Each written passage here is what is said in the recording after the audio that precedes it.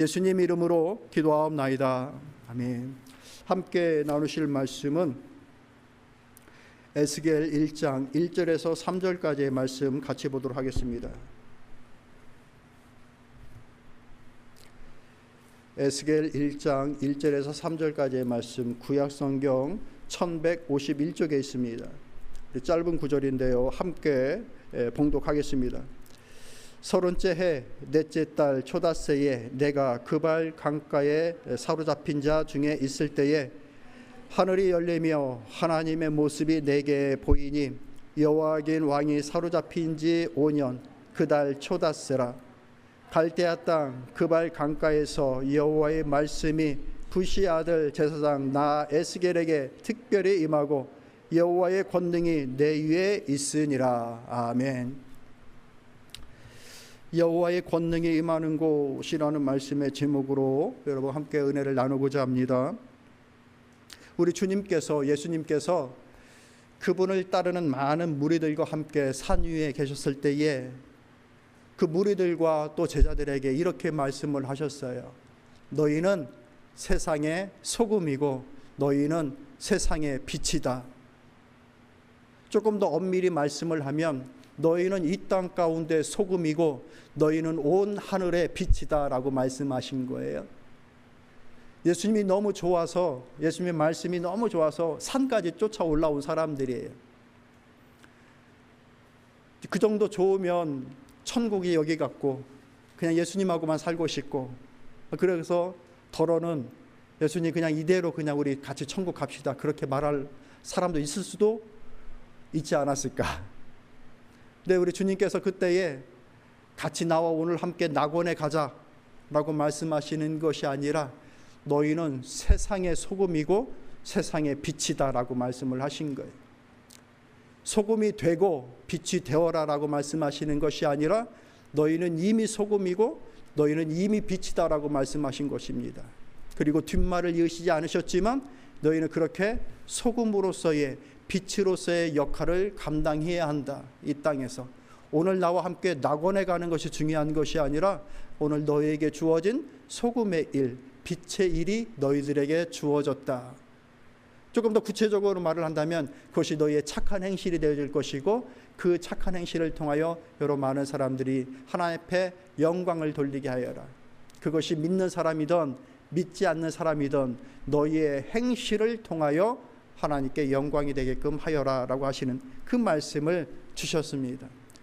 너희는 소금이고 빛인데 어디에?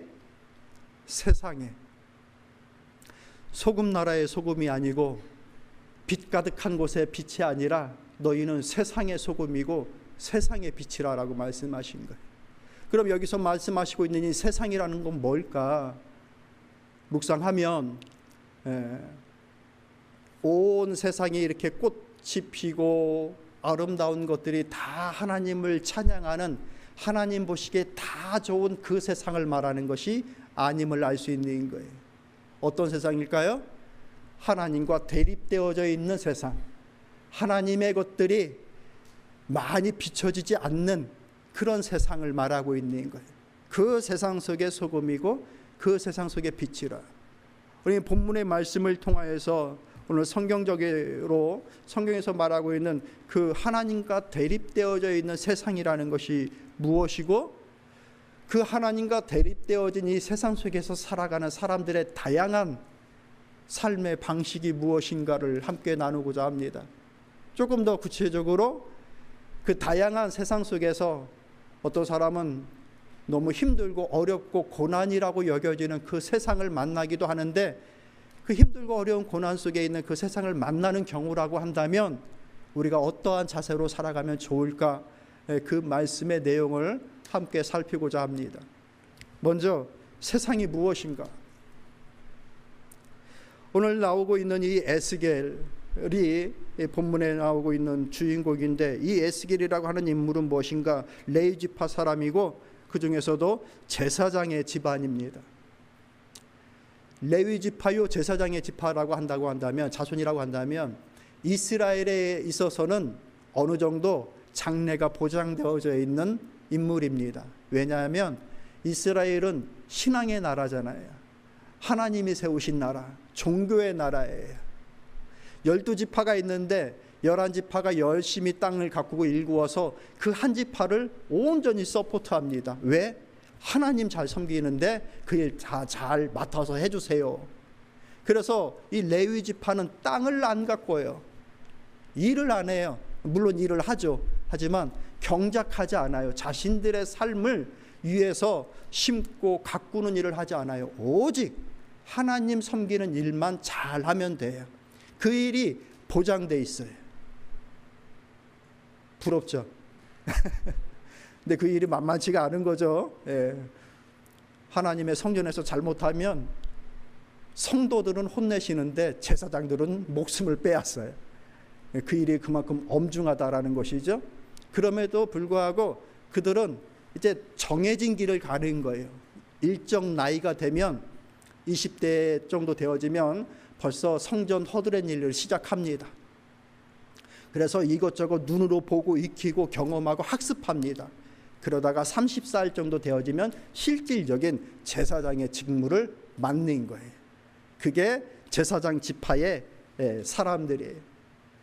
그런 그가 유대 땅 예루살렘에서 하나님을 찬양하는 것이 아니라 그가 하나님의 영광을 보게 되어졌다라고 하는 그 장소가 바벨론 땅 그발 강가에서 하나님의 영광을 보았다라고 얘기해주고 있는 거예요. 종교적인 집안에서 자라나서 가만히만 있어도 때가 되어지면 그 신앙의 일들을 자기의 능력을 10분 발휘하면서 인생을 살아갈 그가 웬일인지 예루살렘에 있지 않고 바벨론 그발 강가에서 앉아 있는 거예요. 왜 그럴까요? 포로로 잡혀와 있는 거예요. 지금 그 나이가 이제 30살이 되어진 것입니다. 여기서 여호야긴 왕이 잡혀가고 5년이 지나고 난 이후, 그러니까 시기적으로 보면은 1차 포로가 끝나고 2차 포로가 있었던 그때에 이 에스겔도 두 번째로 포로로 끌려가는 겁니다. 에스겔이 끌려가고 예루살렘에서 떠나 바벨론에 갔을 때에 예루살렘에는 아직 예레미야가 선지자 역할을 감당하고 있었고 1차 때 포로로 잡혀간 다니엘은 궁중에서 일을 하고 있었습니다. 어떤 사람은 아직도 본토에 있고 어떤 사람은 바벨론에 가서 일을 하고 있지만 그의 처지와 현실이 크게 다르지 않는 거예요. 뭐라고 얘기합니까? 잡혀오던 자들 가운데 잡혀서 생활하니 힘들고 어려운 일들이 얼마나 많겠습니까? 그렇게 한평생 하나님의 성전에서 일을 해도 됐을 만한 사람이 포로의 신세가 되어져서 그날에 잡혀가면서 한 번도 하나님의 성전에서 일을 하지 못하고 살아가는 인생을 살고 갑니다. 그게 에스겔입니다. 여러분 어떨까요? 그의 마음이 상실감이 크겠고 소망을 할래도 소망할 처지가 아닌 것 같고 여러분 많은 그 마음이 만감이 교차하지 않겠어요? 우리 사랑하는 청년들 보세요. 그 청년의 때요 25살 그때에 끌려간 거예요. 잡혀간 거예요. 희망도 사라지고 꿈도 사라지고 의욕도 사라지고 뭘 기대할 수 있겠어요? 그런 그가 5년의 세월을 보내는 중에 어디에서? 그 바벨론 땅에서 예루살렘에서도 발견하지 못하고 깨닫지 못했던 하나님의 영광이 그에게 바벨론 땅에서 임하게 된 거예요. 그 내용을 함께 살펴보는 겁니다. 여러분 에스겔에게 있어서 이것이 바로 에스겔이 경험하는 세상입니다. 세상이라는 건 뭔가? 내가 구체적으로 경험하는 실제적인 삶이에요. 남들 암을 앓으면서 고통스럽고 아프다고 얘기하는 거 내가 암을 겪질 않으면 그 고통과 아픔이 얼마나 큰지 모릅니다. 남들 암을 치료하는 과정보다 내 손톱에 박힌 가시 하나가 더 아픈 게 내 인생이에요. 남들이 아무리 좋은 거 가지고 있어도 오늘 내가 정말 허기지고 배고플 때 좋은 사람과 사랑하는 사람과 라면 하나 너구리 하나 같이 끓여 먹을 때 그 행복감과 포만감이 더 행복할 수도 있어요. 그러니까 남이 겪는 것, 남이 누리는 것, 그건 내 세상 아니에요. 내가 구체적으로 맞닥뜨리는 것들, 그게 내 세상이에요. 사람들은 내 세상을 살아가면서 어떨 때는 기뻐하고 어떨 때는 좌절하고 고통스러워하고 꿈을 잃어버리고 꾸지도 못하고 하는 상황도 발생합니다. 이게 내 세상이 억울하다라고 얘기도 하고요. 내 세상은 꿈을 꿀 수가 없는 세상이다라고도 얘기도 하고요. 근데 에스겔은 어땠는가? 그와 비슷한 상황 가운데 있었던 수많은 믿음의 사람들은 어땠는가? 비록 삶이 그렇게 힘들고 척박하고 어렵다 하더라도 끊임없이 몸부림치면서 하나님께서 허락하신 내게 허락하신 이 내 삶에 대해서 하나님의 뜻이 무엇일까를 헤아리고 그 가운데 그 뜻을 이루기 위해서 끊임없이 몸부림쳤습니다. 그게 믿음의 사람들이었습니다. 그게 그들의 너희는 세상의 빛이다, 너희는 세상의 소금이다 라고 하신 예수님의 말씀을 그 시대의 그 현실의 세상을 살아가면서 믿음으로 견디고 이루어 나갔던 사람들의 삶의 모습입니다. 애굽의 시대에 모세와 같이, 애굽의 시대에 요셉과 같이, 그렇게 세상은 비록 그렇게 힘들고 어렵지만 하나님의 사람으로 믿음으로 살아갔던 거예요. 아수르가 쳐들어왔을 때 야 도대체 왜 항복을 하지 않느냐라고 할 때 히스기야 왕이 끝없이 하나님을 의지하면서 믿음의 싸움을 벌입니다.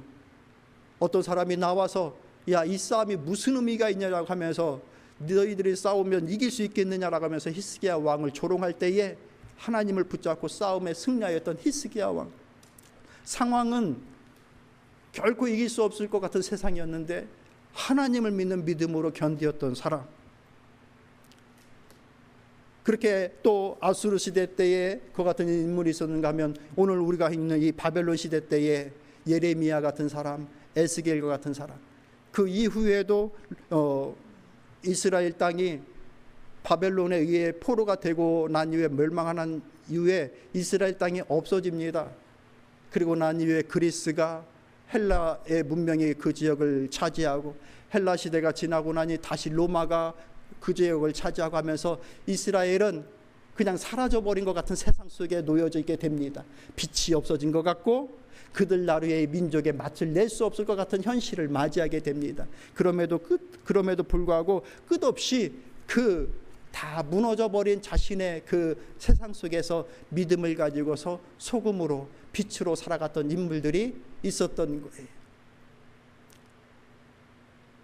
신약 같은 경우 그 로마 시대에 어떤 사람들이 있었습니까? 마태 같은 사람은 세리였음에도 불구하고 로마의 녹을 먹지만 그럼에도 불구하고 예수님의 제자 삶을 살았던 인물들. 헤롯의 젖동생 마나엔과 같은 인물은 안디옥 교회에서 선교사로 보내질 정도로의 비록 세상 속에 살지만 하나님의 일들을 이루어 나가는 그 삶을 살아갔던 인물들.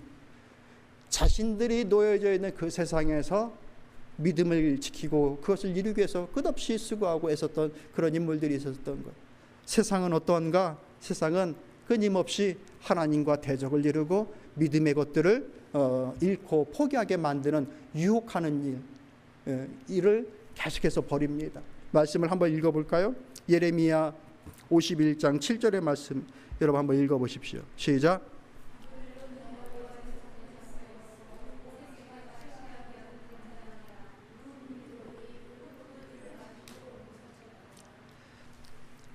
온 세계가 취하게 하는 금잔이라 뭇 민족이 그 포도주를 마심으로 미쳤도다. 금잔을 딱 들고 있는 세상인 거예요. 이 바벨론이라고 하는 것이. 금잔을 보니 어떠해요? 야, 저거 한번 만져보고 싶다. 저기에 담겨져 있는 거 한번 마셔보고 싶다. 다 미혹하는 거예요. 그래서 그것을 마신 자들이 다 취하게 만들어버리는 것. 그것이 바벨론이라는 거예요. 그것이 세상이라는 거예요. 계시록에 있는 말씀을 같이 읽어볼까요? 계시록 17장 3절에서 5절까지의 말씀 읽어봅시다. 시작.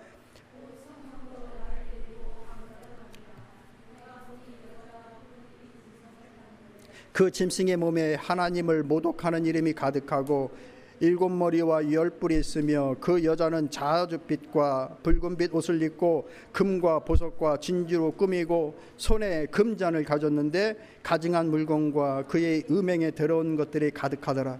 그의 이마에 이름이 기록되었으니 비밀이라 큰 바벨론이라 땅의 음료들과 가증한 것들의 엄이라 하였더라. 어떤 일을 합니까? 이 세상은 사람들을, 성도들을 세속에 취하게 합니다. 세상 것들에 취하게 만드는 거예요. 그리고 불신으로 미혹합니다. 결국에는 하나님을 모독하는 많은 일들을 마음에서, 행동에서 행하게끔 세상에 하는 일들이 바로 그와 같은 것들인 거예요.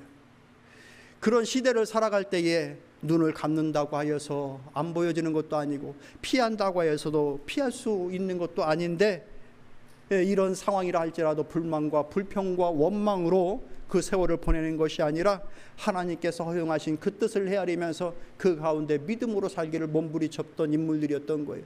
그렇게 애굽의 시대를 보내고 또 바벨론의 시대를 보내고 로마의 시대를 보내고 오늘날까지 세상 속에 있지만 그럼에도 불구하고 믿음으로 살아갔던 인물들이 있다라는 겁니다.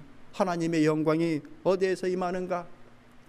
좋은 환경 속에서, 내가 기대하는 상황 속에서 예배의 자리에서만 하나님의 영광이 임하는가? 아니라는 거예요.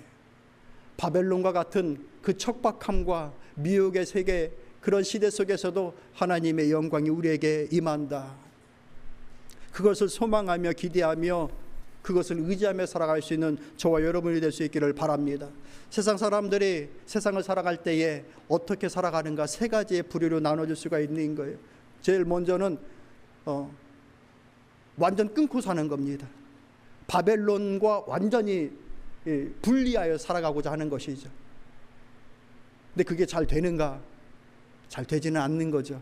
그럼에도 그렇게 살아가려고 하는 사람들도 있는 거죠. 수도원에 들어가 산다든지 기도원을 짓고 살아간다든지, 그러니까 세상과 완전 담을 쌓고 살아가는 겁니다. 그런 사람들도 있죠. 근데 만만치가 않은 거예요. 한국에도 뭐 그런 그 운동들이 한참 있던 때가 있었습니다. 두레마을, 뭐 신앙촌, 예수마을, 뭐 이런 것들도 생기고 그랬었습니다. 그런데 완전히 그렇게 세상과 등지고는 살아갈 수가 없는 거예요. 풀무원이 생기는 거예요. 그 물건 만들어서 세상에 팔아서 거기서 살아야 되는 거예요. 세상 사람들과 완전히 적지고 살 수가 없는 것이죠. 또 어떤 사람들이 있습니까? 이 바벨론에 취해 살아가는 사람들이 있는 거예요. 금잔을 한번 마셔보니 다른 세상인 거예요. 그 맛을 아는 거예요. 더 나아가서는 이제 기도해서 내 그 금잔이 채워지기를 기도하는 경우도 생깁니다. 세상의 것들이 채워지기를 하나님의 교회에 나와서 기도하는 거예요. 우리는 그게 잘 뭔지 어떤 건지 잘 모르시겠죠? 근데 많은 교회를 다니는 분들이 그런 기도를 하는 경우들이 많은 겁니다. 기도의 내용 속에 내가 하나님의 뜻을 분별하고 쫓고 어찌하면 하나님의 선하신 뜻들을 이룰 수 있을까에 대한 기도는 없고, 남들 가지고 있는 그 세상의 것들 나도 가졌으면 좋겠다, 그거 기도하고 있는 것이 많은 거예요. 우리의 기도는 어떻습니까? 하나님의 뜻을 이루기 위해서 기도하십니까? 교회가 어떤 교회가 되기를 소망하면서 기도하는 그 기도의 내용들이 있습니까? 우리 성도님들 가끔 이제 기도하실 때 보면은 교회를 위해서 기도하시고 교회적인 사명을 위해서 기도하시고 할 때 그 기도의 내용을 들으면 감동받아요. 그리고 옳게 기도하시고 바르게 기도하시는구나, 이걸 느끼는 거예요. 근데 우리가 알고 있는 흔한 분별 없이 신앙생활하는 것들 가운데에는 그 바벨론의 그 아름다운 잔이 채워지기를 간구하는 그런 기도하는 내용들도 참 많은 겁니다. 다 허무한 겁니다. 깨일 수 있기를 바랍니다. 뭐 다른 마지막 세 번째, 그럼 이 세상과 어떻게 살아가는 사람들이 있는가? 이 바벨론을 활용하는 사람들이 있는 겁니다. 우리는 이 세상을 피할 수가 없어요. 믿지 않는 사람들이 만든 자동차를 타야 되고요. 믿지 않는 사람들이 지어놓은 집을 사서 거기에 들어가야 되고요. 세상과 완전 단절하여 살아갈 수가 없습니다.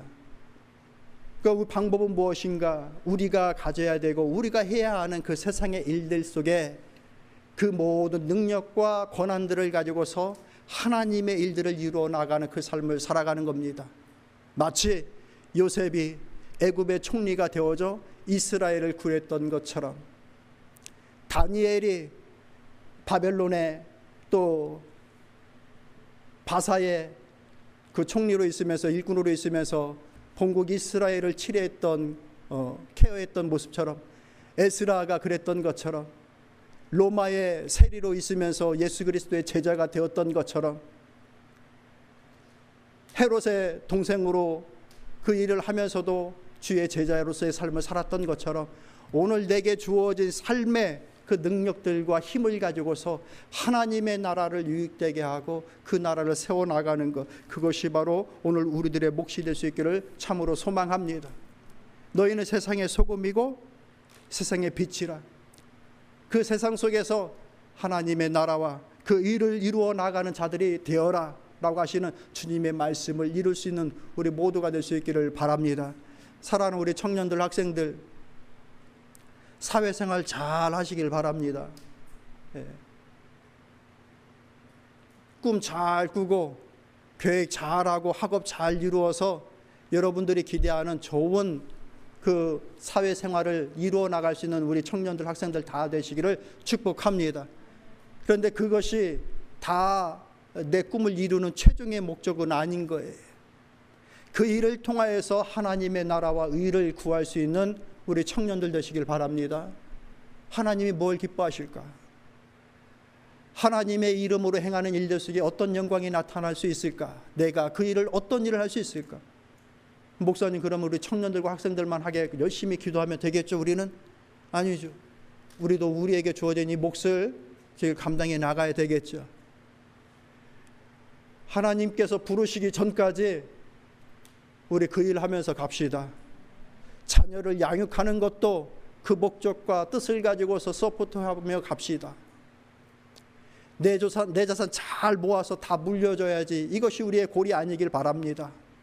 신앙의 정신을 남겨주고 하나님이 기뻐하실 일들과 삶의 가치가, 진정한 가치가 무엇인지를 좀 보여주고 알게끔 해주고 하는 것이 내게 주어진 세상 속에서 내가 살아갈 나의 소금이며 내 마치며 내 영향이고 내 빛이다라고 하는 그 깨달음을 가지고, 오늘 비록 현실이 바벨론의 그발강가 같은 그 내가 기대하는 그 세상과 현실이 아니라 할지라도 주님의 영광을 내게 보여주시고 하늘의 문을 열어주셔서 주의 권능을 내 삶에 입혀주옵소서 기도하며 갈 수 있는 저와 여러분들이 될 수 있기를 바랍니다. 그렇기 때문에 우리는 우리의 현실이, 우리의 삶의 상황이 어떠하든지 간에 주님의 영광이 임하기를 기도하면서 갈 수 있기를 바랍니다. 척박하고 힘들기 때문에 하나님의 영광이 떠났다, 이것은 성경적이지가 않은 겁니다. 아무리 우리의 삶이 척박하고 힘들고 어렵다 할지라도 그곳에 하나님의 영광과 권능은 임하는 겁니다. 그게 에스겔이 보여주고 있는 것입니다. 3장에 가보십시오. 에스겔을 파수꾼으로 세우겠다 부르십니다. 내가 내 입에 내 말을 주겠다라고 말씀하십니다. 때로는 너의 입을 닫을 것이고 때로는 너의 입을 열 것이다. 입을 닫으라 하면은 그 말 안 하면 될 것이고, 열면 그 말 하면 된다. 그 말을 받든지 안 받든지 너는 그 말을 전해라. 이 말씀은 어떤 말씀이에요? 우리의 상황이 어떠하든지 간에 하나님의 말씀은 실현될 거라는 하나님의 선언이에요. 하나님이 하시는 거예요. 하나님이 하시는 그런 상황을 우리가 믿고 기대하면서 하나님의 은혜가, 하나님의 권능이 임하지 않을 것 같은 참으로 힘들고 어려운 삶의 현실이 지금 닥쳐졌다라고 하더라도 하나님의 권능과 영광을 기도하며 가십시오. 우리가 사실 평안할 때는 그 평안의 그 가치를 잘 모르고요, 건강할 때는 그 건강의 가치를 잘 몰라요. 평안이 조금만 깨지면 이 그 평안이 얼마나 소중한 것인지를 새삼 느끼고 감사하게 됩니다. 맞죠? 맞습니다. 일이 아무리 힘들어도 그 일 있었던 게 좋은 거예요. 그 일 하고 있었던 거예요. 일을 계속 한 번, 두 달, 석 달 동안 계속 자의가 아니라 타의로 못하게 돼봐요. 야, 피곤해서도 일하는 게 나았구나. 몸 건강할 때는 이 건강이 얼마나 소중한지 잘 모르죠. 근데 조금만 아프면 이 건강이 얼마나 소중한 것인지 새삼 깨닫는 거예요. 그리고 지난날 내가 얼마나 관리를 안 했는지를 새삼 깨닫는 거예요. 맨날 그렇게 건강하고 젊은 줄 알고. 제가 오늘 오면서 차 타고 오면서 아내한테 한 얘기예요. 교만해가지고 그렇게 관리 안 하다가 그냥 다 망가졌다. 예. 건강을 잃어야 건강이 얼마나 소중한지를 이제 알게 되는 것이죠. 그러나 아직 우리에게 희망이 있는 거예요. 그 무너진 현실 속에서 하나님의 영광은 임하는 거예요. 여러분, 에스겔을 한번 곰곰이 역지사지해서 그 마음을 한번 헤아려 보자고요. 조금만 더 노력하면 야, 나도 이제 성전의 일을 맡아서 할 수 있겠구나. 25을 넘기고 이제 얼마나 그 기대에 착했어요. 그런데 나라가 망하고 하나님의 영광이 예레미야의 입을 통하여서 성전에서 하나님이 떠나신다, 영광이 떠나신다라는 얘기를 듣게 되고, 실질적으로 자기도 이제 포로로 끌려가는 과정 속에 여러분들 시편 137편을 읽어보세요. 그게 바벨론 포로로 끌려가는 그 강가에서 부르는 그들의 한탄의 노래가 그 노래인데, 그것을 겪는 거예요. 그 혈기창창한 20살의 나이에 다 무너진 것 같지 않았겠습니까? 그런데 어느 날 그발 강가에서 갇힌 자들 속에서 그에게 하나님의 영광이 임하는 거예요. 그리고 환상을 봅니다. 놀라운 환상을 봅니다. 평생을 환상을 보며 파수꾼으로 너를 세운다라고 하신 그 하나님의 부르심을 받습니다. 비록 그가 가나안 땅에서 사역을 하지 못한다 할지라도 그 포로의 그 현실과 그 세상 속에서, 자기에게 주어진 세상 속에서 끝까지 생명 다할 때까지 하나님의 말씀을 증거하다가 부르심을 받습니다. 여러분, 우리에게도 그런 하나님의 부르심과 그런 세상으로 보내어진 하나님의 목적이 있음을 믿으시며, 내게 주어진 세상 속에서 빛이 되어지고 소금이 되어지는 그 삶을 살기를 두려워하거나 주저하지 마시길 바랍니다. 피하지도 말길 바랍니다. 피한다고 해서 피해지는 세상이 아닙니다. 우리가 깨달아서 하나님, 내게 임하여 주세요. 내 마음에 임하여 주세요. 주의 영이 임하시면 우리에게 권능이 임합니다.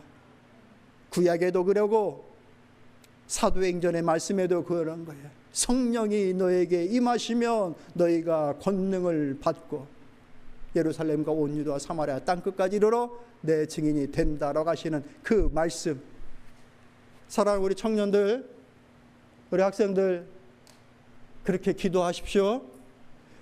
힘들면 힘들수록 엄마 아빠 의지하지 말고 하나님 의지하고 주의 영 의지하세요. 저 바라보세요. 저하고 아이 컨택, 눈 바라보고, 예일이 얘다, 목사님 눈 봐. 힘들고 어려운 일들을 만나면 물론 엄마 아빠가 능력이 많아도 하나님 의지하세요. 도영, 주원, 하림, 우리 준호, 모든 청년들, 우리 어른들도 마찬가지예요. 어차피 엄마 아빠도 안 계시고 하나님 의지하는 거. 하나님을 의지하여 주의 영이 내게 임하여 주께서 행하실 일들을 바라보며 나아갈 수 있는 사랑하는 성도 여러분들 다 되시기를 바랍니다. 3장에 가서 말씀을 보면 에스겔에게 주시는 말씀이 너는 이 두루마리를 먹으라, 내 창자에 채우라라는 말씀이 나옵니다. 그도 어느 날 갑자기 받은 이 비전이니 얼마나 당황스럽고 힘들겠어요. 그리고 믿어지지 않겠어요. 그런데 하나님께서 에스겔에 말씀하는 거예요. 네가 바라보고 있는 이 말을, 이 두루마리를 내 입에 넣어라, 먹어라, 내 창자에 채우라라고 말합니다. 그리 했더니 어떤 결과가 오는가? 그 속에 단물이 났다, 달았다라고 이라는 거예요. 내 삶에 하나님의 권능이 채워지면 내 안에 속사람에서부터 생수의 단물이 나올 줄로 믿습니다. 그 은혜가 우리 모두에게 있기를 참으로 소망합니다. 기도하겠습니다. 하나님과